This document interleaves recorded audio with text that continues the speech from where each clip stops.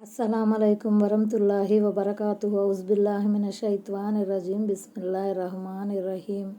సూరా 34 సబా 1-25 ఆయాతులు. సబా అనగా సబా రాజ్యం. పరిచయం. ఈ సూరా ముఖ్యంగా ఏకదైవారాధన, ప్రవక్తల పరంపర, మరణించిన తర్వాత మళ్లీ లేపబడటం, తీర్పు దినం వంటి మౌలిక విశ్వాసాల గురించి నొక్కి చెప్పింది. ఈ సూరాలో 15-18 ఆయతుల్లో సబా రాజ్యం గురించిన కథ ఉంది. ఈ కథ ఆధారంగా ఈ సూరాకు ఈ పేరు పెట్టడం జరిగింది. సబా జాతి ప్రజలు సుఖభోగాలతో విలాసవంతంగా జీవించేవారు. అల్లాహ్ పట్ల విశ్వాసం లేని జాతి, బహుదైవారాధక జాతి. సబా పట్టణం యెమన్లో ఉంది. సబా ప్రజలకు చాలా భోగభాగ్యాలు లభించాయి. వారు భవన నిర్మాణంలో మంచి ప్రావీణ్యం కలిగినవారు. వారికి అపరిమితమైన వనరులు ఉండేవి. సారవంతమైన భూభాగాలు, అనుకూలమైన వాతావరణం వారికి లభించాయి. 2 మైళ్ల పొడవు, 120 అడుగుల వెడల్పు కలిగిన ఒక గొప్ప డ్యామును వారు నిర్మించారు. వారు భోగభాగ్యాలతో, అహంభావంతో బ్రతికేవారు. వారి సమాజం ధనిక బీద వర్గాలుగా చీలిపోయింది. వారు దుర్మార్గాలకు పాల్పడేవారు. తమ ఆరాధనల్లో దేవునికి భాగస్వాములను కల్పించేవారు. బహుదైవారాధనకు పాల్పడేవారు. చివరకు అల్లాహ్ ఆగ్రహం వారిని చుట్టుముట్టింది. ఒక భారీ వరద వారిని ముంచేసింది. 120 క్రీస్తు శకం. ఆ వరద తర్వాత సబా రాజ్య పతనం ప్రారంభమయ్యింది. వారి సారవంతమైన నేలలు బంజరు భూములయ్యాయి. వారి పండ్ల తోటలు ముళ్ల పొదలుగా మారాయి. ఈ సూరాలో దేవుని ప్రవక్త ముహమ్మద్ సల్లల్లాహు సల్లం అందజేస్తున్న సందేశం గురించి ప్రస్తావిస్తూ, అవిశ్వాసులు దివ్య ఖురాన్ను తిరస్కరించినప్పటికీ ప్రవక్త ముహమ్మద్ సల్లల్లాహు సల్లం సహనంతో, దృఢ చిత్తంతో వ్యతిరేకతలను, అపవాదులను, ఆరోపణలను ఎదుర్కోవాలని బోధించింది. గత కాలాల్లో తమ ప్రవక్తలను తిరస్కరించిన జాతులకు ఎదురైన వినాశాన్ని ఈ సందర్భంగా ప్రవక్త ముహమ్మద్ సల్లల్లాహు సల్లంకు తెలియజేసి ఆయనకు ఊరట కలిగించడం జరిగింది. సూరా చివరి భాగంలో అల్లాహ్ను విశ్వసించాలని, దేవునికి భాగస్వాములను కల్పించే మహాపరాధాన్ని మానుకోవాలని అవిశ్వాసులకు బోధించబడింది. ఆయత్ నంబర్ 1. ఆకాశాలలోనూ భూమిలోనూ ఉన్న సమస్తానికి యజమాని అయిన అల్లాహే సకల స్తోత్రాలకు అర్హుడు. పరలోకంలో కూడా ప్రశంసలు ఆయనకే తగును. ఆయన వివేక సంపన్నుడు, ప్రతిదీ తెలిసినవాడు. అంటే భూమ్యాకాశాలలో ఆయన అధికారం మాత్రమే నడుస్తుంది. ఆయన నిర్ణయాలే అమలవుతాయి. మనిషికి లభించే అనుగ్రహాలన్నీ ఆ దేవుడు సృష్టించినవే. అంతా ఆయన చలువ వల్లనే ఈ వ్యవస్థ నడుస్తోంది. అందువల్ల భూమ్యాకాశాలలో ప్రశంసలకు, పొగడ్తలకు ఆయన మాత్రమే అర్హుడు. ఆయన చేసిన మహోపకారాలకు గాను ప్రాణులు ఆయన్ని ఎంతగా స్తుతించినా తక్కువే. 2. పరలోకంలో అంటే తీర్పు దినాన విశ్వాసులు ఈ స్తోత్రం చేస్తారు. ఉదాహరణకు 1. మాకు చేసిన వాగ్దానాన్ని నిజం చేసి చూపిన, మమ్మల్ని భూమికి వారసులుగా చేసిన అల్లాహ్కు కృతజ్ఞతలు అని వారంటారు. సూరా అజ్-జుమర్ 74. 2. మాకు ఈ మార్గం చూపిన అల్లాహ్కు స్తోత్రాలు అని వారంటారు. సూరా అల్-అరాఫ్ 43. 3. మా దుఃఖాన్ని దూరం చేసిన అల్లాహ్కు కృతజ్ఞతలు అని అంటారు. సూరా ఫాతిర్ 34. ఇక ప్రపంచంలో చేసే దైవస్తోత్రం దైవారాధనగా ఉంటుంది. ఈ ఆరాధనకు మనిషి కట్టుబడి ఉండాలి. అయితే పరలోకంలో విశ్వాసులు చేసే దైవస్తోత్రం వారి హృదయాంతరాళాలకు ఆహారంగా పనిచేస్తూ ఉంటుంది. ఈ స్తోత్రం ద్వారా వారు అనిర్వచనీయమైన మాధుర్యాన్ని ఆస్వాదిస్తూ ఉంటారు. ఆయత్ నంబర్ 2. భూమిలోనికి వెళ్ళేది, దాని నుండి వెలువడేది, ఆకాశం నుంచి దిగేది, అందులోకి ఎక్కిపోయేది అంతా ఆయనకి తెలుసు. ఆయన పరమ కృపాశీలుడు, క్షమాగుణం కలవాడు. ఉదాహరణకు వర్షపు నీరు, భూగర్భ జలాలు, ఖనిజాలు, లోహాలు, చమురు నిల్వలు మొదలగునవి. వర్షపు నీరు, వడగళ్ళు, పిడుగులు, దేవుని తరపున అవతరించే శుభాలు, దైవ గ్రంథాల అవతరణ, దైవదూతలు దివి నుంచి భూమికి దిగిరావటం ఇత్యాదివన్నీ ఇందులోకి వస్తాయి. అంటే దైవదూతలు మానవ కర్మలు అని భావం. ఆయత్ నంబర్ 3. మాపై ప్రళయం వచ్చి పడదు అని అవిశ్వాసులు అంటున్నారు. ఎందుకు రాదు? అగోచరాల జ్ఞాని అయిన నా ప్రభువు సాక్షిగా అది మీపై తప్పకుండా వస్తుంది. రవ్వంత వస్తువు కూడా, అది ఆకాశాలలో ఉన్న, భూమిలో ఉన్న, ఆయన నుండి గోప్యంగా లేదు.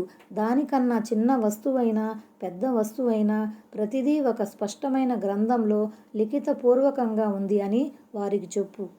ఎట్టి పరిస్థితుల్లోనూ ప్రళయం వస్తుందని ప్రమాణం చేసి మరీ చెప్పటం గమనార్హం. భూమి ఆకాశాలలో ఉన్న అణువంత వస్తువు కూడా పరమ ప్రభువు నుంచి దాగిలేనప్పుడు మీరు మరణించి మట్టిలో కలిసిపోయినంత మాత్రాన ఆయనకు కనపడకుండా పోతామని ఎలా అనుకుంటున్నారు? మీ శరీర అవయవాలు కుళ్ళి కృశించి చెల్లాచెదురైపోయినా మిమ్మల్ని తిరిగి సజీవులుగా నిలబెట్టడం ఆయనకి ఏమాత్రం కష్టసాధ్యం కాదు. అంటే అది లౌహె మహఫూజ్లో పొందుపరచబడి ఉంది. ఆయత్ నంబర్ 4. విశ్వసించి సత్కార్యాలు చేసే వారికి మంచి ప్రతిఫలం ఇవ్వటానికి ప్రళయం వస్తుంది. ఇలాంటి వారి కోసమే మన్నింపు, గౌరవప్రదమైన ఉపాధి ఉన్నాయి. ప్రళయ దినం అనివార్యం. ఎందుకంటే ఇహలోకంలో నిజదైవాన్ని విశ్వసించి ఆయన అభిమతానికి అనుగుణంగా జీవితం గడిపిన వారికి ప్రభువు తరపున బహుమానం లభించడం న్యాయం. దానికోసమే అల్లాహ్ ప్రళయ దినాన్ని అనివార్యం చేశాడు. ఆయత్ నంబర్ 5. మరెవరైతే మా ఆయతులను లొంగదీసుకునేందుకు ప్రయత్నాలు చేశారో వారి కొరకు అత్యంత దుర్భరమైన బాధాకరమైన శిక్ష ఉంది. అంటే మేము మా ప్రవక్తలపై అవతరింపజేసిన మా వాక్యాలను కించపరచి ప్రజా బాహుళ్యంలో నుంచి వాటిని చెరిపివేయటానికి దుష్ట పన్నాగాలు పన్నిన వారి సంగతిని మేము చూసుకుంటాము. మరణానంతర జీవితంపై నమ్మకం లేకపోవటం మూలంగానే వారు మరీ ఇంతగా బరితెగించిపోయారు. తాము ఒకసారి మరణించి మట్టిలో కలిసిపోయిన పిదప మళ్ళీ బ్రతికించబడి దేవుని సమక్షంలో హాజరుపరచబడటం అన్నది ఎలా సాధ్యమని వారు అనేవారు. అంటే తమ దురాగతాల గురించి నిలదీసి అడిగే శక్తి దైవానికి లేదని వాళ్ళు తలపోసేవారు. అందువల్ల ప్రళయం లేదు, గిళయం లేదు అని తేలిగ్గా కొట్టిపారేసేవారు. ఆయత్ నంబర్ 6. ఓ ముహమ్మద్ సల్లల్లాహు సల్లం, నీ ప్రభువు తరపున నీపై అవతరించినది అశాంతం సత్యమని, అది సర్వాధిపతి స్తోత్రనీయుడైన అల్లాహ్ మార్గం వైపుకు దర్శకత్వం వహిస్తుందన్న సంగతిని జ్ఞానం వసగబడిన వారు చూస్తారు. అంటే దివ్య ఖురాన్ సర్వలోక ప్రభువైన అల్లాహ్ మార్గం చూపుతుందని, ఆ ప్రభువు ప్రశంసనీయుడని, సర్వశక్తుడని వారు గ్రహిస్తారు. చూస్తారు అంటే కేవలం కళ్ళతో చూస్తారని భావం కాదు. ఆ సత్యాన్ని వారు తమ మనోనేత్రంతో చూస్తారు. సత్యాన్ని సత్యంగా గ్రహిస్తారు. జ్ఞానం వసగబడిన వారు అంటే వారు ప్రవక్త ప్రియ సహచరులు కావచ్చు, లేదా గ్రంథ జ్ఞానం ఉన్న విశ్వాసులు కావచ్చు, లేదా విశ్వాసులందరూ కావచ్చు. విశ్వాస మాధుర్యాన్ని ఆస్వాదించిన వారు ఈ విషయాన్ని తొందరగా గ్రహించి దాన్ని దృఢంగా నమ్ముతారు. ఆయత్ నంబర్ 7. అవిశ్వాసులు ఇలా అనసాగారు, మీరు పగిలి తునాతునకలైపోయిన తర్వాత మీరు మళ్ళీ సరికొత్త సృష్టిలోనికి వస్తారని మీకు సమాచారం అందజేసే వ్యక్తిని మీరు చూపమంటారా? అంటే పరలోకంపై నమ్మకం లేని వారు పరస్పరం ఈ విధంగా చెప్పుకున్నారు.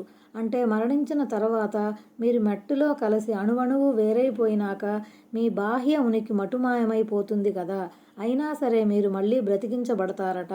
మీ శరీర అవయవాలు, రూపురేఖలు యథాతథంగా ఉంటాయని ముహమ్మద్ సల్లల్లాహు అలైహి వసల్లం చెబుతున్నారు అని వారు పరస్పరం వెటకారంగా వేళాకోళంగా చెప్పుకున్నారు. ఈ సమాచారం వింతగా, నమ్మశక్యం కానిదిగా ఉంది కదూ. అతగాడు చెప్పినంత మాత్రాన మనం నమ్మేస్తామని ఎలా అనుకున్నాడు అన్నది వారి మాటలోని ఉద్దేశం. ఆ వ్యక్తి అంటే అంతిమ దైవ ప్రవక్త ముహమ్మద్ సల్లల్లాహు అలైహి వసల్లం అని భావం. ఆయత్ నంబర్ 8. అతను స్వయంగానే అల్లాహ్కు అబద్ధాలు ఆపాదిస్తున్నాడో లేక అతనికి పిచ్చి పట్టిందో మాకు తెలియదు కాదు. యథార్థం ఏమిటంటే పరలోకంపై నమ్మకం లేని వారు మాత్రమే శిక్షకు బహుదూరపు అపమార్గానికి లోనై ఉన్నారు. అంటే రెండింటిలో ఏదో ఒకటి ఖచ్చితంగా నిజమై ఉండాలి. ఒకటి అతను చెప్పేది పచ్చి అబద్ధమైనా అయి ఉండాలి. 2 లేదా అతనికి మతి చలించైనా ఉండాలి. లేకపోతే అతని నోట ఇలాంటి అసంబద్ధమైన మాటలు వెలువడు అని వాళ్ళు చెప్పదలిచారు. అవిశ్వాసుల ప్రేలాపనకు సమాధానంగా అల్లాహ్ ఇలా అంటున్నాడు, వారి ఊహాగానాలు వాస్తవాలు కావు. వాస్తవం ఏమిటంటే వారు బుద్ధి వివేచనలకు నోచుకోకుండా పోయారు. వాస్తవాన్ని ఆకళింపు చేసుకునే ఇంగిత జ్ఞానం కూడా వారికి లేదు. తత్కారణంగా వారు పరలోకాన్ని విశ్వసించే బదులు దాన్ని తృణీకరిస్తున్నారు. పర్యవసానంగా వారు శాశ్వతమైన పరలోక శిక్షకు పాత్రులయ్యారు. అపమార్గంలో వారు ఎన్నటికీ తిరిగి రాలేనంత దూరం వెళ్ళిపోయారు. ఆయత్ నంబర్ 9. ఏమిటి, వారు తమకు ముందు వెనుక ఉన్న ఆకాశాన్ని, భూమిని చూడటం లేదా? మేము గనక తలుచుకుంటే వారిని భూమిలో కూరుకుపోయేలా చేయగలం, లేదా వారిపై ఆకాశపు తునకను పడవేయగలము. మనస్ఫూర్తిగా మరలే ప్రతి దాసునికి ఇందులో సూచన ఉంది. అవిశ్వాసులకు హెచ్చరికగా అవతరించిన ఆయతిది. ఈ ఆయతిలో అల్లాహ్ ఏమంటున్నాడంటే, భూమ్యాకాశాల నిర్మాణంపై చింతన చేయకపోవటం వల్లనే వారికి పరలోకంపై నమ్మకం కలగటం లేదు. లేకపోతే ఏమిటి, సువిశాలమైన, ఊహలకు అందనంత ఎత్తైన ఆకాశాన్ని నిర్మించగలిగినవాడు, పొడవులోనూ వెడల్పులోనూ అద్భుతమైన భూమిని పరిచినవాడు తాను సృష్టించిన వస్తువునే మళ్ళీ సృష్టించలేడా? శూన్యంలో నుంచి అస్తిత్వాన్ని వెలికితీసే సమర్థుడు మునుపు ఉన్న వస్తువునే మళ్ళీ వెలికితీయలేడా? ఇది ఆయనకు ఏమీ క్లిష్టతరం కాదు. ఇందులో 2 విషయాలు ఇమిడి ఉన్నాయి. ఒకటి, దేవుని పరిపూర్ణ సృష్టిని ఈ వాక్యం వ్యక్తపరుస్తుంది. 2, అవిశ్వాసులకు ఇందులో హెచ్చరిక ఉంది. భూమ్యాకాశాల నిర్వహణపై తిరుగులేని అధికారం ఉన్న దేవుడు తాను గనక కోరితే తనను ధిక్కరించే వారికి తగిన శాస్త్రి చేసే నిమిత్తం కారున్ను నేలలో కూర్చివేసినట్లు వారిని నేలలో అణగదొక్కగలడు, లేదా ఐకా ప్రజలను అంతమొందించినట్లుగా ఆకాశం నుంచి తునకలను పడవేసి అంతమొందించగలడు. ఆయత్ నంబర్ 10. ఇంకా మేము దావూదుకు మా తరపు నుండి గొప్ప అనుగ్రహాన్ని ప్రసాదించాము. ఓ పర్వతాల్లారా, అతనితో కలిసి స్తోత్రజ్ఞానం చేయండి అని ఆజ్ఞాపించాము. పక్షులకు కూడా ఇదే విధంగా ఆదేశించాము. ఇంకా అతని కొరకు మేము ఇనుమును మెత్తబరిచాము. అంటే దావూద్ అలైహిస్సలాంకి దైవ దౌత్యం అందజేయడంతో పాటు అతనికి రాజ్యాధికారం కూడా ఇచ్చాము. ఇంకా అనేక సృష్టితాలను అతనికి లోబరచాము. మేము దావూదుకు ప్రసాదించిన అనుగ్రహాలలో అందమైన, మృదుమధురమైన గాత్రం కూడా ఒకటి. ఆయన దైవ స్తోత్రం చేయసాగినప్పుడు పర్వతాల్లాంటి నిశ్చలమైన వస్తువులు కూడా ముగ్ధులై ఆయనతో స్తోత్రగానం చేయటానికి కలిసేవి. ఆకాశంలో ఎగిరే పక్షులు కూడా వంత పాడటానికి ఆగిపోయేవి. మా ఆదేశానుసారం పర్వతాలు, పక్షులు ఈ విధంగా చేసేవి. అంటే పర్వతాలను, పక్షులను మేము ఆయన చెప్పు చేతల్లో ఉంచాము. అంటే ఇనుము ఉక్కును కాల్చి సుత్తితో కొట్టి మలిచే ప్రయాస లేకుండానే మెత్తటి మైనంలా, నానబెట్టిన పిండిలా, తొక్కిన అడుసులా అతని కొరకు మార్చివేశాము. అందువల్ల అతను ఎలాంటి ప్రయాస లేకుండానే ఆ లోహంతో సునాయాసంగా ఇనుప కవచాలను తయారు చేయించేవాడు. ఆయత్ నంబర్ 11. పరిపూర్ణమైన కవచాలను నిర్మించు, కడియాలను సరిగ్గా సమతూకంతో అమర్చు. ఇంకా మీరంతా సదాచరణ చేయండి, నేను మీరు చేసేదంతా చూస్తున్నాను అని నమ్మండి అని ఆదేశించాము. సాబిఘాత్ అంటే పొడవాటి, సంపూర్ణమైన కవచాలు అని అర్థం. యుద్ధంలో పోరాడే యోధులు తమ అవసరాలకు అనుగుణంగా వాటిని ధరించటానికి అనువుగా ఉండేవి. ఆ విధంగా శత్రువు వేటి నుంచి తమను కాపాడుకోవటానికి ఈ ఇనుప కవచాలు ఎంతగానో దోహదపడేవి. అంటే వాటిని జోడించే లింకులు సరైనవిగా ఉండాలి. అవి మరీ సన్నగా ఉంటే తెగిపోవచ్చు, మరీ గట్టిగా, లావుగా ఉంటే ధరించడానికి ఇబ్బందికరంగా ఉండవచ్చు. అందుకే కవచాల తయారీ పరిశ్రమలో హజ్రత్ దావూద్ అలైహిస్సలాంకు ముందుగానే తగు సూచనలు చేయబడ్డాయి.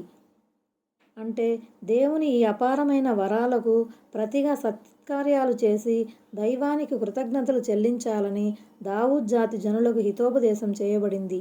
దీన్ని బట్టి విదితమయ్యేదేమిటంటే, దేవుడు ఏ జాతి వారిపైనైనా ప్రాపంచికంగా కురిపించిన అనుగ్రహాలను బట్టి వారు ఆ లెక్కన కృతజ్ఞతలు కూడా తెలుపుకోవాలి. కృతజ్ఞతలు తెలుపుకునే పద్ధతుల్లో అత్యుత్తమమైనది అనుగ్రహాల ప్రదాతకు విధేయత చూపటం, ఆయన అవిధేయతకు దూరంగా ఉండటం. ఆయత్ నంబర్ 12. ఇంకా మేము సులైమాను కోసం గాలిని అదుపులో ఉంచాము. దాని ప్రొద్దుటి ప్రయాణ గమ్యం 1 మాసానికి, సాయంత్రపు గమ్యం కూడా 1 మాసానికి సమానంగా ఉండేది. ఇంకా మేము అతని కోసం కరిగిన రాగి ఊటను ప్రవహింపజేశాము. ఇంకా అతని ప్రభువు ఆజ్ఞపై జిన్నులు అతని చెప్పు చేతల్లో ఉండి అతని ముందర పనిచేసేవి. వారిలో ఎవరు మా ఆజ్ఞలను ఉల్లంఘించినా మేము వాడికి జ్వలించే అగ్నిశిక్షను చవిచూపిస్తాము. హజ్రత్ సులైమాన్ అలైహిస్సలాం తన రాజ్య సలహాదారులతో సైన్యంతో సహా రాజ్యపీఠంపై కూర్చొని గాలిని ఆజ్ఞాపించేవారు. ఆయన కోరిన దిశలో గాలి వీచేది. దాని వేగం ఎంత ఉధృతమైనదంటే 1 రోజుల పాటు ప్రయాణం చేసి చేరుకోవలసిన గమ్యాన్ని ఉదయం నుంచి మధ్యాహ్నానికే చేరుకునేలా ఉండేది. మధ్యాహ్నం నుంచి సాయంత్రం వరకు ప్రయాణిస్తే మరో నెల రోజుల ప్రయాణానికి సమానంగా ఉండేది. ఈ విధంగా ఒక రోజులో 2 మాసాల ప్రయాణం అయ్యేది. అంటే దావూద్ అలైహిస్సలాం కొరకు లోహాన్ని మెత్తబరిచినట్లే దేవుడు సులైమాన్ అలైహిస్సలాం కోసం రాగిని కరిగించి సెలయేరులా ప్రవహింపజేశాడు. రాగి ధాతువుతో అతను కోరిన వస్తువును తయారు చేసుకోవటానికి వీలుగా ఈ సౌకర్యం కల్పించాడు. ఇంతకీ ఈ శిక్ష ఎక్కడ ఉంటుంది? చాలామంది ఖురాన్ వ్యాఖ్యాతల అభిప్రాయంలో ఈ శిక్ష ప్రళయ దినాన విధించబడుతుంది. కానీ కొంతమంది విద్వాంసులు దీన్ని ప్రాపంచిక శిక్షగా భావించారు. అల్లాహ్ ఒకానొక దూతను ప్రత్యేకంగా ఇందు నిమిత్తం నియమించాడని, ఏ జిన్ను సులైమాను మాటను జవదాటినా ఆ దైవదూత అగ్ని కొరడాతో అతన్ని వాయించేవాడని, దాంతో ఆ జిన్ను కాలి భస్మీపట్లం అయిపోయేవాడని వారు వ్యాఖ్యానించారు. ఆయత్ నంబర్ 13. వారు ఆ జిన్నులు అతని కోసం అతను కోరినదల్లా చేసి పెట్టేవారు. ఉదాహరణకు ఎత్తైన కట్టడాలు, ప్రతిమలు, కోనేరుల్లాంటి గంగాళాలు, పొయ్యిలపైన స్థిరంగా ఉండే దేగిసాలు. ఓ దావూదు కుటుంబీకులారా, ఇందుకు కృతజ్ఞతగా సదాచరణ చేయండి. నా దాసులలో కృతజ్ఞతాపూర్వకంగా మసలుకొనేవారు బహు కొద్దిమంది మాత్రమే. అరబ్బీలో మహారీబ్ అని ఉంది. ఇది మెహరాబ్ అనే పదానికి బహువచనం. ఎత్తైన చోటు లేదా బ్రహ్మాండమైన కట్టడం అని దీని అర్థం. అంటే ఎత్తైన మేడలు, అద్భుతమైన ఆకాశ హర్మ్యాలు లేదా మస్జీదులు అన్నమాట. ప్రతిమలు కూడా నిర్మించబడేవి. ప్రవక్తల, సంస్కర్తల ప్రతిమలు లేదా చిత్రాలు వేసి మస్జీదులలో ప్రతిష్ఠించబడేవని, ప్రజలు వాటిని చూసి ఆరాధన చేసేవారని కొంతమంది అభిప్రాయపడ్డారు. హజ్రత్ సులైమాన్ గారి షరీయతులో చిత్రాల, ఆకారాల రూపకల్పనకు అనుమతి ఇవ్వబడిందన్న విషయాన్ని సూత్రప్రాయంగా ఒప్పుకున్నప్పుడే ఈ భావం స్వీకారయోగ్యం కాగలుగుతుంది. కానీ ఇది సరైనది కాదు. ఇస్లాంలో విగ్రహాల, ప్రతిమల ప్రతిష్టాపన చాలా గట్టిగా వారించబడింది. హజ్రత్ సులైమాన్ అలైహిస్సలాం హయాంలో సరస్సులు, తటాకాలంతటి గంగాళాలు, కంచాలు కూడా తయారు చేయబడేవి. ఇక దేగిసాల సంగతి సరేసరి. కొండలను తొలచి వాటినే దేగిసాలుగా చేసేవారు. వాటిని ఒక చోటు నుంచి వేరొక చోటికి తరలించడం సంభవం కాదు.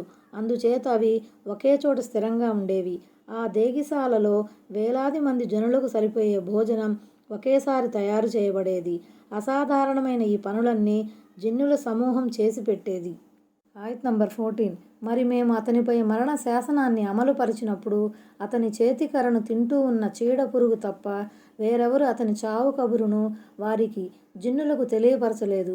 మరి అతను సులైమాను పడిపోయినప్పుడు తమకే కనుక రహస్య విషయాల జ్ఞానం ఉండి ఉంటే ఇంతటి అవమానకరమైన యాతనకు లోనయ్యేవారం కాము అని జిన్నులు తెలుసుకున్నారు. జిన్నులకు రహస్య విషయాల, అగోచరాల జ్ఞానం ఉంటుందన్న విషయం హజ్రత్ సులైమాన్ అలైహిస్సలాం కాలంలో నలువైపులా వ్యాపించింది.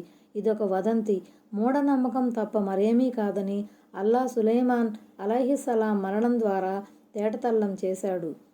ఆయత్ నంబర్ 15. సబా జాతి వారి కొరకు వారి నివాస స్థలంలోనే దైవశక్తికి సంబంధించిన ఒక సూచన ఉండేది. వారికి కుడివైపున, ఎడమవైపున 2 తోటలుండేవి. మీ ప్రభువు ప్రసాదించిన ఉపాధిని తినండి, ఆయనకు కృతజ్ఞులై ఉండండి అని మేము వారికి సూచించి ఉన్నాము. పట్నమేమో ఉత్తమమైనది, ప్రభువేమో మన్నించేవాడు. సబా అనేది ఒక జాతి పేరు. ఈ జాతి ప్రజలకు రాణిగా ఉన్న మహిళ బిల్కీస్ హజ్రత్ సులైమాన్ అలైహిస్సలాం కాలంలోనే ఇస్లాం స్వీకరించింది. ఆ దేశం పేరు కూడా సబాగానే ఉండేది. ప్రస్తుతం ఆ ప్రదేశం యమన్గా పిలువబడుతుంది. అప్పట్లో ఆ దేశం సస్యశ్యామలంగా ఉండి సిరి సంపదలతో తొలతూగేది. వర్తకంలో ఎంతో ముందంజ వేసింది. వ్యవసాయ రంగంలో, తోటల పెంపకంలో ఆ దేశం గణనీయమైన అభివృద్ధిని సాధించింది. ఈ సిరి సంపదలనే దైవ కటాక్షంగా పేర్కొనటం జరిగింది. ఆ నగరానికి ఇరువైపులా పర్వత శ్రేణులుండేవి. తత్కారణంగా పర్వత కనుమల నుండి, కాలువల నుండి వర్షపు నీరు పరవళ్లు తొక్కుతూ నగరం వైపుకు వచ్చేది. ఆ నగర పాలకులు పర్వతాల దగ్గర ఆనకట్టలు నిర్మించి, ఎత్తిపోతల పథకాలను అమలుపరచి జల వనరులను సద్వినియోగం చేసుకునేవారు. తమ అవసరాలకు అనుగుణంగా తోటలను పెంచారు. ఆ విధంగా నీటి సరఫరా పథకం విజయవంతమైంది. పంటలు పుష్కలంగా పండేవి. వారు పెంచిన ఆ తోటల సముదాయాన్నే కుడి ఎడమల తోటలుగా వ్యవహరించేవారు. నాగార్జున సాగర్ ప్రాజెక్టుకు ఉన్న కుడి కాలువ, ఎడమ కాలువ మాదిరిగా. జన్నతాన్ అంటే 2 తోటలని అర్థం కాదని, వాస్తవానికి అవి అసంఖ్యాకమైన తోటల 2 సముదాయాలని, ఎంతవరకు దృష్టిని సారించినా పచ్చని తోటలతో, పచ్చికలతో ఆ ప్రాంతం కళకళలాడుతున్నట్లు కనిపించేదని మరికొంతమంది పేర్కొన్నారు. దేవుడు తన ప్రవక్తల ద్వారా ఆ జాతి వారికి అందజేసిన మాటలివి. అంటే వారికి ఒసగబడిన అపారమైన అనుగ్రహాలను జ్ఞాపకం చేసి వారు ఏ విధంగా మసలుకోవాలో తాకీదు చేయటం జరిగింది. ఉపకారానికి బదులు ఉపకారమే కాగలదు. కాబట్టి మహోపకారం చేసిన వానికి కృతజ్ఞులై ఉండటం న్యాయం. ఆయన అవిధేయతకు దూరంగా ఉండటం ధర్మం. అంటే అక్కడి తోటల మూలంగా, అక్కడ పండే పండ్లు, ఫలాల కారణంగా ఆ నగరం ఎంతో అందమైన నగరంగా విలసిల్లేది. అక్కడ వీచే ఆరోగ్యవంతమైన గాలుల వల్ల ఆ నగరంలో క్రిమికీటకాలు, దోమలు, విషపురుగులు కూడా ఉండేవి కావని అనబడుతుంది. నిజము దేవుడెరుగు. అంటే మీరు గనక కృతజ్ఞతాపూర్వకంగా వ్యవహరిస్తే మీ అనుగ్రహాలు మరింతగా వికసిస్తాయి. మీ తప్పులను దేవుడు మన్నిస్తాడు. దీన్ని బట్టి అర్థమయ్యేదేమిటంటే మానవుడు నిత్యం ప్రభువు సన్నిధిలో పశ్చాత్తాపం చెందుతూ క్షమాభిక్ష కోసం వేడుకుంటూ ఉండాలి. దీనివల్ల అతడు ప్రకృతి వైపరీత్యాలకు గురికాకుండా ఉంటాడు. అతనికి ప్రాప్తమై ఉన్న దైవానుగ్రహాలు సురక్షితంగా ఉంటాయి. ఎందుకంటే దేవుడు క్షమించటాన్ని ఎంతగానో ఇష్టపడతాడు. ఆయత్ నంబర్ 16. కానీ వారు వైముఖ్య ధోరణి అవలంబించారు. మేము వారిపై ఉధృతమైన వరద నీరును పంపాము. ఇంకా మేము వారి నవనవలాడే తోటలను 2 నాసిరకపు తోటలుగా మార్చివేశాము. వాటి పండ్లు వగరుగా ఉండేవి. అందులో ఎక్కువగా జావుక వృక్షాలు, కొన్ని రేగి చెట్లు ఉండేవి. అంటే జల వనరులను సద్వినియోగం చేసుకునే ఉద్దేశంతో వారు 2 పర్వత శ్రేణులకు మధ్య నిర్మించుకున్న ఆనకట్టను, చష్టాలను కూలదోసే ఉధృతమైన వరదను మేము వారిపైకి పంపాము. తత్ఫలితంగా వారి మేలుజాతి వృక్షాలు, తీగలన్నీ ముంపుకు గురయ్యాయి. వాటి స్థానంలో కలుపు మొక్కలు పుట్టుకొచ్చాయి. ముళ్ళ వృక్షాలు దట్టంగా పెరిగాయి. వాటికి పండ్లు కాచేవి కావు. ఒకవేళ అక్కడక్కడా పండ్లు ఫలాలు కాచినా అవి చేదుగా, వగరుగా ఉండేవి. కాకపోతే అక్కడక్కడా కొన్ని రేగి చెట్లు కూడా మొలిచాయి. ఆ చెట్లకు కూడా ముళ్ళు అధికంగా ఉండేవి. పండ్లు మాత్రం తక్కువగా ఉండేవి. ఇకపోతే మేము పంపిన ఆ వరద నీరు గండ్లను త్రెంచి నగరంలో కూడా చొచ్చుకు వచ్చింది. దాంతో వారి కడగండ్లు పెరిగిపోయాయి. వారి నివాస గృహాలు మునిగిపోయాయి. ఇండ్ల ముందున్న పెరట్లు, వనాలన్నీ కొట్టుకుపోయాయి. ఇది దేవుని తరపున పంపబడిన ఆపదగా సుప్రసిద్ధమైంది. అరిమున్ అంటే ఆనకట్ట అని అర్థం. ఆయత్ నంబర్ 17. వారి కృతజ్ఞతా వైఖరికి బదులుగా మేము ఇచ్చిన ప్రతిఫలం, శిక్ష ఇది. మా మేళ్లను మరచిన వారికి మేమిలాంటి కఠిన శిక్షనే విధిస్తాము. ఆయత్ నంబర్ 18. మరి మేము శుభాలు ప్రోది చేసి ఉంచిన పట్టణాలకు మధ్య దారిలో కానవచ్చే మరికొన్ని జనపదాలను కూడా ఉంచాము. వాటి మధ్య ప్రయాణ మజిలీలను కూడా మేము తగు రీతిలో నిర్ధారించాము. రేయింబవళ్ళు సురక్షితంగా వాటిలో సంచరిస్తూ ఉండండి అని వారికి సూచించాము. శుభాలతో కూడుకున్న పట్టణాలంటే సిరియా పట్టణాలని భావం. అంటే మేము సభాదేశానికి సిరియాకు మధ్య రహదారి గుండా అనేక పల్లెసీమలను వసింపజేశాము. ఈ పల్లెటూళ్ళ సంఖ్య 4700 వరకు ఉంటుందని కొంతమంది వ్యాఖ్యాతలు పేర్కొన్నారు. అది వాణిజ్య మార్గం అయినందువల్ల జనుల రాకపోకలతో నిత్యం కళకళలాడుతూ ఉండేది. అందుచేత వారు అన్న పానీయాల కోసం ప్రయాణ సందర్భంగా అంతగా బాధపడాల్సి వచ్చేది కాదు. రహదారి నిర్మానుష్యంగా ఉన్నప్పుడు దారి దోపిడీలు, హత్యలు జరిగే ప్రమాదం ఉంటుంది. కానీ వీళ్లకు అలాంటి భయం కానీ, బెడద కానీ ఉండేది కాదు. అంటే ఒక జనవాసానికి మరో జనవాసానికి మధ్య ఎన్ని మైళ్ళ అంతరం ఉందో వారికి తెలిసి ఉండేది. దానికి అనుగుణంగా వారు తమ ప్రయాణ వేళలను ముందుగా నిర్ధారించేవారు. తమ ప్రయాణ సామగ్రిని సమకూర్చుకునేవారు. ఉదాహరణకు ఉదయం ఒక చోటు నుండి బయలుదేరుతున్నప్పుడు మధ్యాహ్నానికల్లా పలానా పల్లసీమ వరకు చేరుకోవాలని లక్ష్యంగా పెట్టుకొని ఆ మజిలీకి చేరుకునేవారు. అక్కడ మధ్యాహ్న భోజనం చేసి కాసేపు మేను వాల్చి మళ్ళీ బయలుదేరేవారు. రాత్రిపూట మరో చోట బస చేసేవారు. రేయింబవళ్లలో ఏ సమయంలో మీరు ప్రయాణం చేసినా మీ ప్రాణాలకు, మీ వర్తక సామగ్రికి ఎలాంటి హాని కలుగుదని అభయం ఇవ్వబడింది. ఆయత్ నంబర్ 19. కానీ వారు, మా ప్రభు, మా ప్రయాణ మజిలీల దూరాలను పెంచు అని అన్నారు. వారు తమకు తామే అన్యాయం చేసుకున్నందువల్ల మేము వారిని పూర్వ గాథలుగా మార్చివేశాము. వారిని పూర్తిగా చిందరవందర చేసి వేశాము. నిశ్చయంగా సహనం వహించి కృతజ్ఞతలు అర్పించే ప్రతి ఒక్కరికి ఇందులో ఈ వృత్తాంతంలో ఎన్నో సూచనలున్నాయి. కానీ వారు సాహస కృత్యాలకు పూనుకున్నారు. తమకు సుదీర్ఘ ప్రయాణాలు కావాలని, దారిలో పొంచి ఉన్న ప్రమాదాలను ఎదుర్కోవటానికి తమకెలాంటి అభ్యంతరం లేదని వారు దైవాన్ని వేడుకున్నారు. జన సమృద్ధి గల రహదారి గుండా సాగిపోవటం కన్నా జన సంచారం లేని కటిక ఎడారుల అరణ్యాల గుండా పయనించటమే తమకిష్టమని వారు విన్నవించుకున్నారు. ఏ ప్రయాస లేకుండా హాయిగా ప్రయాణించటం కన్నా వేసవి తాపానికి, చలి తీవ్రతకు తట్టుకుంటూ, ఆకలి దప్పులను సహిస్తూ ప్రయాణం చేయటంలోనే తమకు హాయి ఉందని కోరారు. వారి ఈ ప్రార్థన బనీ ఇజ్రాయెల్ ప్రార్థన లాంటిది. ఎంచక్కా హాయిగా మన్సల్వా ఆహార పదార్థాలను తిని కృతజ్ఞతలు తెలుపమని దేవుడు ఇజ్రాయెల్ సంతతి వారితో చెప్పగా, తమకు కూరగాయలు, వెల్లుల్లి తదితర వస్తువులు కావాలని డిమాండ్ చేసి ఇరకాటంలో పడినట్లుగా వీళ్ళు కూడా సౌఖ్యాలకు బదులు కష్టాలను కోరారు. అంటే వారిని గురించి భావితరాల వారు కథలు కథలుగా చెప్పుకునే విధంగా దేవుడు వారిని దారుణంగా తుడిచిపెట్టేశాడు. అంటే వారిని చెట్టుకొకరు పుట్టకొకరుగా చెల్లాచెదురు చేసేశాడు. ఈ కారణంగా సభా ప్రాంతానికి చెందిన సుప్రసిద్ధ తెగలు వివిధ ప్రదేశాలకు వెళ్లి స్థిరపడ్డాయి. కొన్ని తెగలు యస్రిబ్, మక్కాలకు తరలి వెళ్ళగా, మరికొన్ని తెగలు సిరియా క్షేత్రానికి వలసపోయాయి. ఇంకొన్ని తెగలు ఇతర దేశాలకు వెళ్ళిపోయాయి. ఆయత్ నంబర్ 20. వారి విషయంలో తాను ఊహించినది నిజమని షైతాను నిరూపించాడు.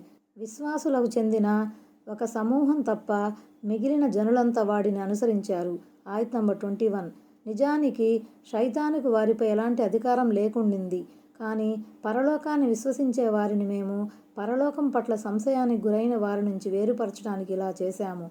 నీ ప్రభువు ప్రతి విషయాన్ని కనిపెట్టుకుని ఉన్నాడు. ఆయత్ నంబర్ 22. ఓ ప్రవక్త, వారికి చెప్పు, అల్లాహ్ను వదిలి మీరు ఎవరెవరినైతే ఊహించుకుంటున్నారో వారందరినీ పిలిచి చూడండి. భూమ్యాకాశాలలో వారికి రవంత అధికారం కానీ, వాటిలో వారికి ఎలాంటి వాటా కానీ లేదు. వారిలో ఏ ఒక్కడు అల్లాహ్కు సహాయకుడు కూడా కాడు. ఊహించుకోవటం అంటే దైవాలుగా తలపోయటమని భావం. అంటే అల్లాహ్ను కాదని మీరు ఆరాధ్య దైవాలుగా భావిస్తున్న వాటిని పిలిచి చూడండి. మీ పిలుపు విని మీ అక్కరలను తీర్చే శక్తి ఎవరికీ లేదు. వారికి లాభం చేకూర్చటంపై కానీ, నష్టం చేకూర్చటంపై కానీ ఎలాంటి అధికారం లేదు. భూమ్యాకాశాల మధ్యనున్న వ్యవస్థలో వారికి ఎలాంటి భాగస్వామ్యం లేదు. సృష్టి ప్రక్రియలో కానీ, యాజమాన్యంలో కానీ, అధికారాల వినియోగంలో కానీ ఈ బూటకపు దేముళ్లకు ఎలాంటి వాటా లేదు. ఈ విశ్వ వ్యవస్థను నడపటంలో ఏ ఒక్కడు అల్లాహ్కు తోడ్పడటం లేదు. ఆయనకు ఎవరి తోడ్పాటు అక్కర్లేదు. ఆయన తిరుగులేని ఏకైక సార్వభౌముడు. ఒకరి సహాయ సహకారాలతో నిమిత్తం లేకుండానే ఆయన ఈ జగతిని నడుపుతున్నాడు. ఆయత్ నంబర్ 23. ఆయన వద్ద ఆయన అనుమతించిన వారి కొరకు తప్ప ఒకరి సిఫారసు ఇంకొకరికి ఏమాత్రం ఉపకరించదు. తుదకు వారి హృదయాలలోని ఆందోళన తొలగించబడిన తర్వాత, ఇంతకీ మీ ప్రభువు సెలవిచ్చినదేమిటి అని అడుగుతారు. సత్యమే పలికాడు, ఆయన మహోన్నతుడు, ఘనాగణుడు అని వారు చెబుతారు. ఆయన అనుమతించిన వారు అంటే దైవ సందేశహరులు, దైవదూతలు అన్నమాట. వారు మాత్రమే దేవుని అనుమతితో ఎవరి కోసమైనా సిఫారసు చేయగలరు. వేరెవరికి సిఫారసు చేసే అనుమతి ఉండదు. ఎందుకంటే వేరితరుల సిఫారసు ఇతరుల కొరకు ప్రయోజనకరం కాజాలదు. ఈ వాక్యానికి రెండవ అర్థం ఇది. సిఫారసుకు హక్కుదారులైన వారికి మాత్రమే సిఫారసు వర్తిస్తుంది. అంటే దైవ ప్రవక్తలు, దైవదూతలు, సజ్జనులు అయిన వారు సిఫారసుకు పాత్రులైన అనుమతించబడిన వారి కొరకే సిఫారసు చేయగలుగుతారు గాని అందరి కోసం కాదు.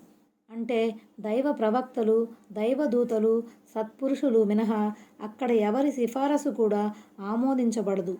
ఒకవేళ వారు సిఫారసు చేసినా విశ్వాసుల్లోని పాపాత్మల మన్నింపు కోసం సిఫారసు చేయగలరే తప్ప అవిశ్వాసుల కోసం, అవిధేయుల కోసం, బహుదైవారాధకుల కోసం చేయలేరు. ఈ విషయమే దివ్య ఖురాన్ వేరొక చోట ఈ రెండు అంశాలను కూడా ప్రస్తావించింది. 1. ఆయన సమక్షంలో ఆయన అనుమతి లేకుండా సిఫారసు చేయగలవాడెవడు? సూరా అల్-బకరా 255. 2. సిఫారసు వినటానికి అల్లాహ్ ఇష్టపడిన వాని విషయంలో తప్ప వారు ఎవరి గురించి సిఫారసు చేయలేరు. సూరా అల్-అంబియా 28.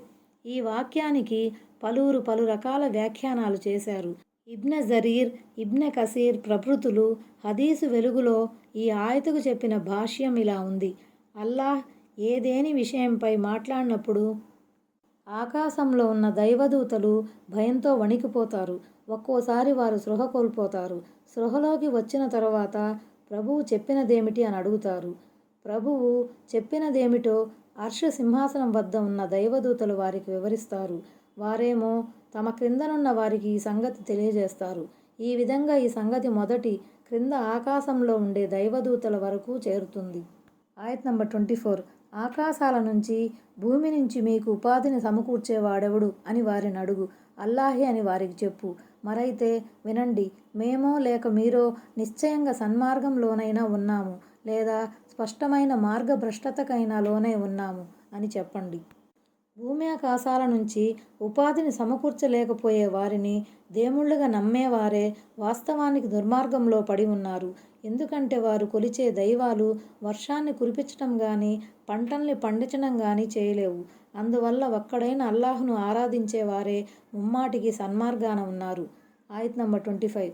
మేము చేసిన తప్పులను గురించి మిమ్మల్ని ప్రశ్నించటం కానీ మీ కర్మలను గురించి మమ్మల్ని ప్రశ్నించటం కానీ జరగదని వారికి చెప్పు. అస్సలాము అలైకుం వరహ్మతుల్లాహి వబరకాతుహు.